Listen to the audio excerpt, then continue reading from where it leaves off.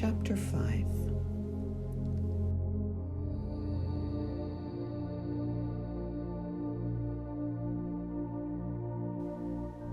The following day begins with sunshine. I enjoy an early lunch on the terrace of a small restaurant in the central square of the village and surrender myself to the bliss of being. My only companions are the Sunday church bells and the bon appetit of the occasional passer-by. However, I am roused by the screeching of the seagulls that seem to fill the whole area. I manage to see one of the seagulls grab a piece of pizza left unattended on a plate. In an instant, the seagull swallows its prey, and there is nothing to share with his friends in a crowd nearby. Everything happens extremely naturally, and as I'm following this drama, an interesting question pops up. Is the seagull able to carry guilt for its actions? While asking the question, I'm already aware of its nature. It is based on an assumption that both the seagull and me as person are independent and aware individuals.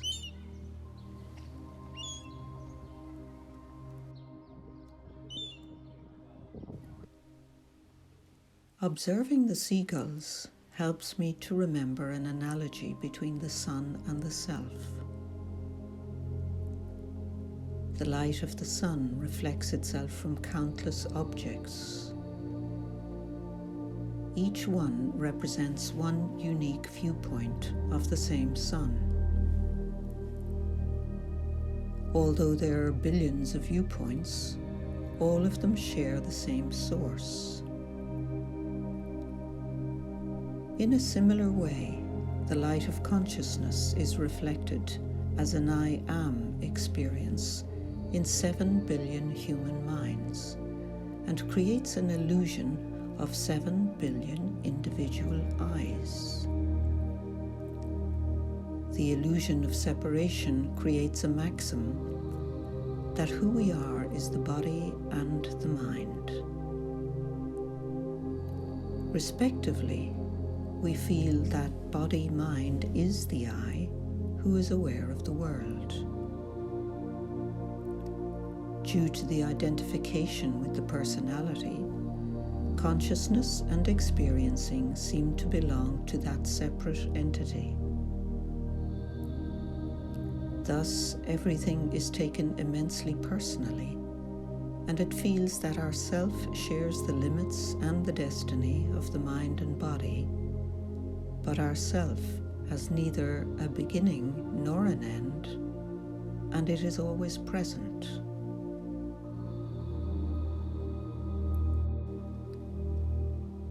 It's evident that I have found my guru in the form of a seagull. My observations and the question whether the seagull is conscious or not help me to understand the nature of the subject-object relationship. When I believe that there is a conscious self inside my body, the body-mind seems to be the perceiver of world and its multitudinous content and form. Accordingly, when this belief is projected to the seagull, there seems to be a subject-object relationship, a seagull which perceives or feels something. But just like the eye cannot see itself, the seen is not the real seer. The seagull is not an independent subject, nor is it an object that is separate from the whole. Suddenly, it's so evident that I have mistaken my mind and body for myself. The body-mind, as well as the seagull, are perceived and are unable to know their true nature.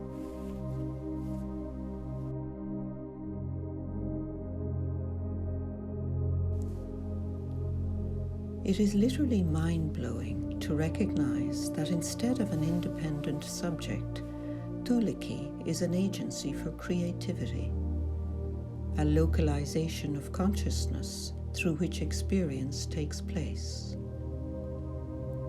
However, by overlooking our true nature, there seems to exist a separate entity by the name of Tuliki, who feels that there is a subject-object relationship between herself and the seagull. From the perspective of consciousness, which is the only I there is, a human being is not an independent subject, but an expression of being, a footprint of God.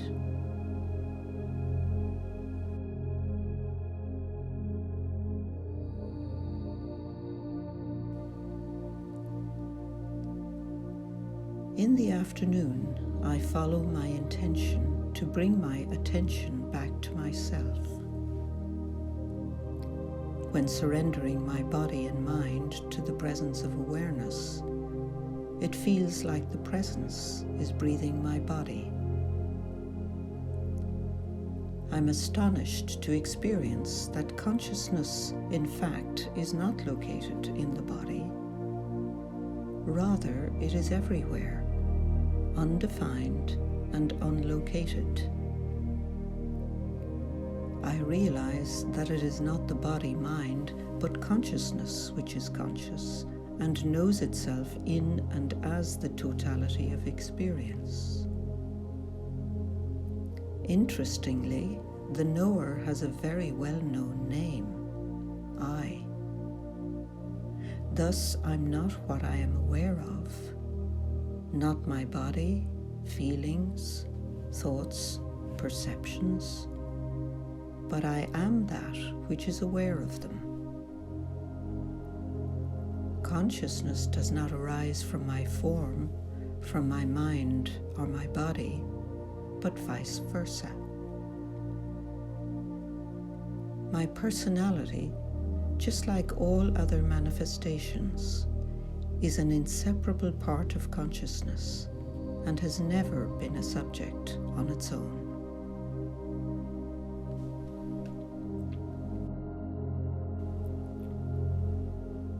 Suddenly, it is so clear that the fundamental essence of everything is consciousness.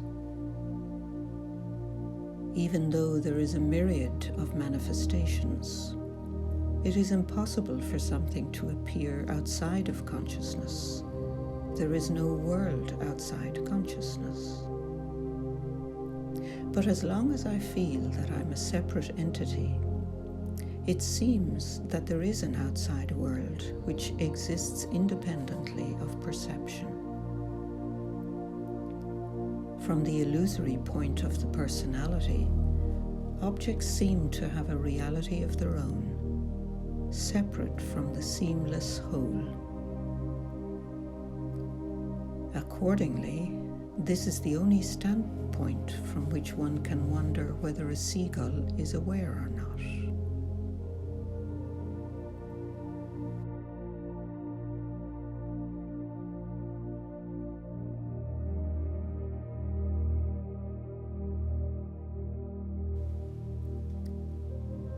In the here and now, I am able to see that Tuliki, in fact, is not an independent and separate knower, thinker, feeler, or perceiver, but an agent of creation, an activity through which creation experiences itself as Tuliki's world. And finally, I catch sight of my earlier confusion. The simple experience of being aware has confused itself with a collection of thoughts and feelings to such an extent that it can no longer distinguish itself from them. By allowing myself to be entangled with a collection of objects, I have allowed my true nature to be veiled and have mistaken my body-mind to be the I.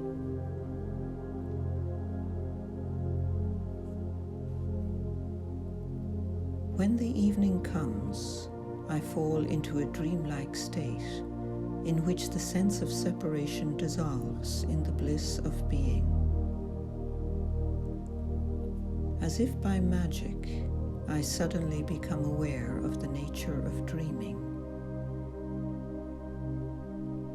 In my dreams, I'm able to travel anywhere in the world and experience a variety of events through the characters in my dream.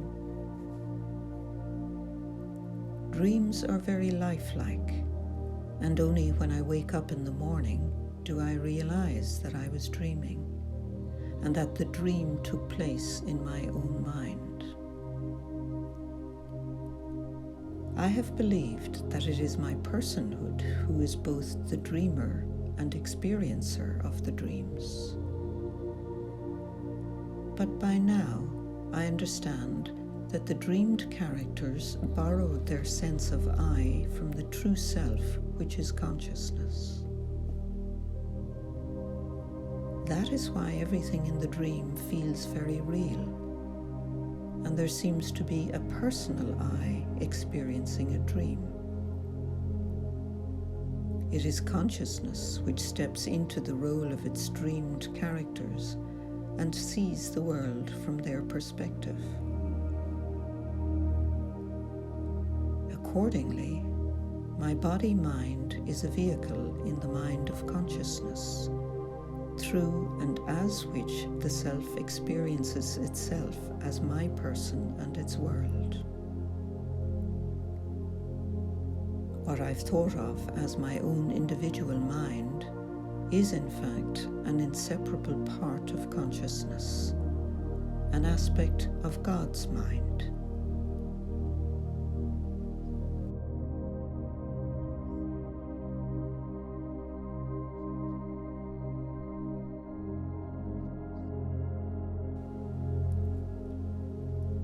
This understanding helps me to see that what is dreaming for consciousness is waking up for the person and appearing of the world. It is literally mind-blowing to see that both the personhood and the world are appearances projected by consciousness. So what we call falling asleep of the person is simply the withdrawal of this projection. As it disappears, the body and world vanish, and there is the only timeless presence of consciousness. The peace of deep sleep is enjoyable and nourishing precisely because by then we rest in our true self. The actual dreamer is consciousness, our self, that creates everything in its own mind, steps into the role of the dreamed characters, and perceives the world through them.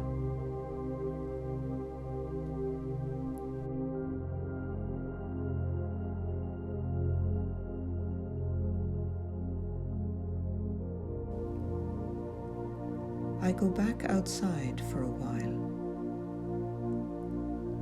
As the sun moves lower, it alights on my body and the trees from the side, making the shadows grow longer. In the here and now, it is evident that a projection can neither perceive itself nor be conscious.